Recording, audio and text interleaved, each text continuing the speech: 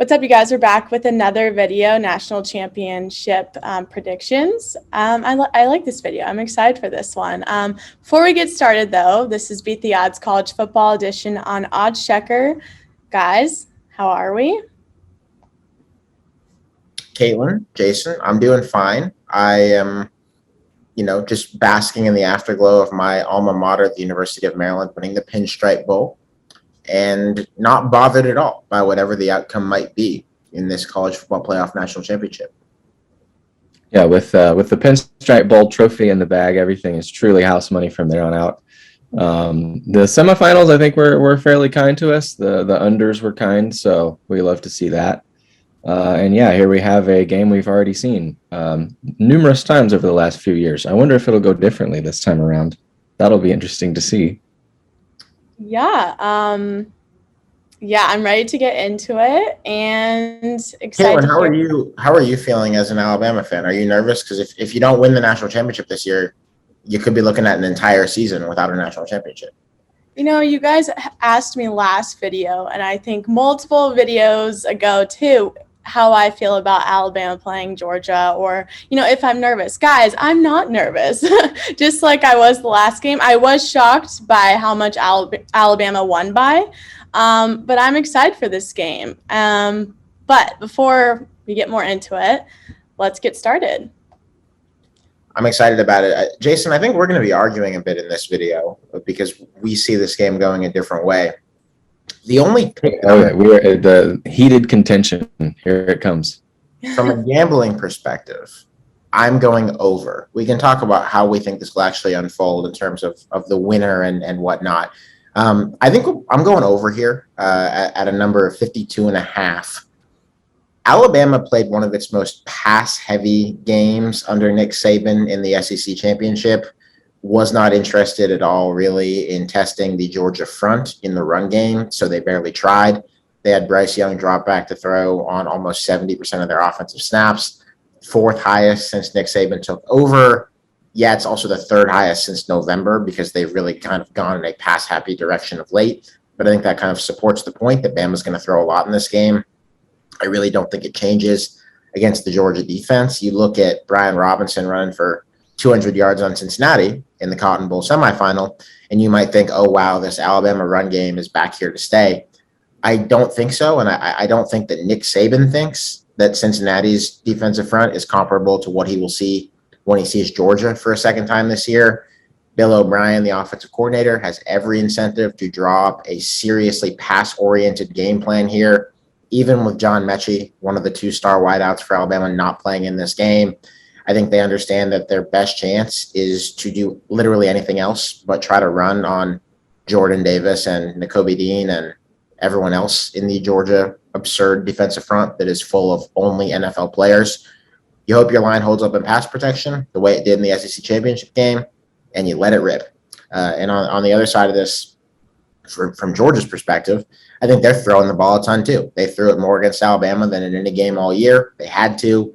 I think that Bama, and this is something that Nick Saban will take a lot of pleasure in, will really dare Stetson Bennett to try to beat him. He's done it twice before. It's worked out well for Nick Saban on both occasions. 4 interceptions in the last 2 games against Bama for Stetson Bennett. I think Georgia moves the ball, but I think they do it through the air. I think there's the possibility of turnovers that could always lead to quick points the other direction. And I think, Jason, I don't know if this is going to give you pause before I can let you counter-argue me. Yeah, the under has been a winner for the most part in both Bama and Georgia games this year. But in Bama's 5 pass-heaviest games, which I expect this to be one of, the over is 3-2. In other Bama games, the over is 2-5-1.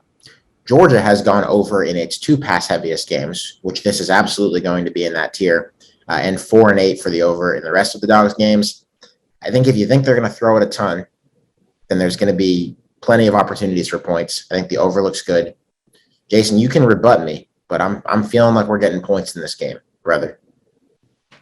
I think there will be points. Let's say exactly 52. How about that? I like those team trends on the year, and you do raise a very good point that both teams will likely pass more than they have against other teams, simply because they have to score against each other and they have to outscore each other. These are not problems they face when they're facing the Mississippi States of the world. One interesting thing is that historically, rematches tend to produce just slightly fewer points than the first go around. Obviously, the first go around would have blown past this total, but still, that's including some NFL data because college football rematches are quite rare. But particularly with two defensive-minded head coaches, in any thinking we're doing in terms of who's adjusting for what, I think it starts with stopping those passing games, particularly stopping Bama's passing game. So for me, that is sort of the main point for me is that, like, for the past month, I have to assume a portion of thought has gone toward these two teams limiting each other's offense, and now they have, not only a look at how each of them fared against these passing games against, again, mainly Bama's. I think with the benefit of that experience and knowing that first and foremost these are defensive-minded head coaches. I think I can see the total lower than the first time around at very least, and ideally under the 52.5. It's sound rationale. I think the statistical case favors the over, but I think the philosophical case that you make is a pretty good one for the under. Thank you. I just vibes. That's all I got. Yeah. I actually think, and I'm not comfortable enough to tell you to make a specific spread pick in this game. Georgia's favored by 3-ish, depending on where you look. If Georgia were the underdog in this game and it was Georgia +3, I would run to take Georgia because I think, as every Georgia sports fan will tell you, the outcome that they are expecting and dreading in a lot of cases, not everyone, but a lot of them are expecting, is the most heartbreaking loss possible. So if Georgia was getting 3 or even 3.5, or especially 3.5, I think it would be very enticing to run with the dogs. Georgia is the favorite in this game. And despite seeing how badly they struggled with Alabama 5 weeks ago, think that they could go ahead and win this game by a touchdown. So I'm a little bit concerned about actually putting my money where my mouth is and going against Alabama in that fashion, which is why I'm on the over. Wish Georgia was wish Georgia was about 6 points in the other direction than it actually is to make this a much simpler bet. But the market's the market. Sure. If I had to make a spread pick, I'm probably taking Bama +3 because those are points, and points are cool, and it's good to have them. And basically just the few power ratings I looked at had it a bit closer than 3. The line has been going Georgia's way, that's ominous and terrifying. It started around 2.5, and it's moved up to 3. So the public believes in Georgia, and I don't know anything more horrifying than that.